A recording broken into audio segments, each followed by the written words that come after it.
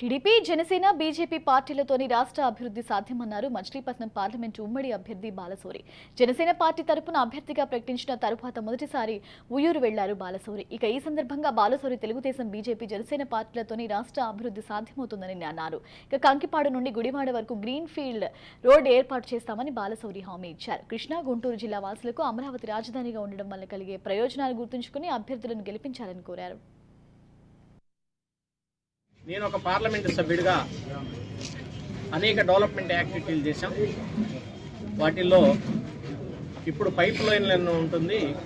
కంకిపాడు నుంచి గుడివాడ వరకు short cut రోడ్లో, అంటే ఇప్పుడు మనకి ఆ రోడ్డు ఏంటంటే రెండు కాలువల మధ్యలో ఉండేటువంటి రోడ్డు, అది కోతకు గురవుతుంది. అందుకనే నేను national highway minister Nitin Gadkari గారిని మాట్లాడి గ్రీన్ ఫీల్డ్ రోడ్లో, అంటే పొలాల్లో నుంచి కొత్తగా ఒక రోడ్డుని గుడివాడకి కంకిపాడు నుంచి ప్రతిపాదనలు పెట్టాను. అది తప్పక త్వరలోనవుద్ది. అది కానీ వస్తే దాదాపు ఒక 18 నుంచి 20 కిలోమీటర్లు ఇటు నుంచి విజయవాడ పోయేటప్పుడు కంకిపాడు మీదుగా షార్ట్ డిస్టెన్స్ వస్తుంది. సో అనేక విలేజెస్లో మండల హెడ్ క్వార్టర్లో కూడా సిఎస్ఆర్ ఫండ్స్ నుంచి కమ్యూనిటీ హాల్స్ తెచ్చాం. రీసెంట్గా కలవపాములకి ₹1 కోటి పైన ఒక ఎస్సీ కాలనీలో శాంక్షన్ కూడా అయింది.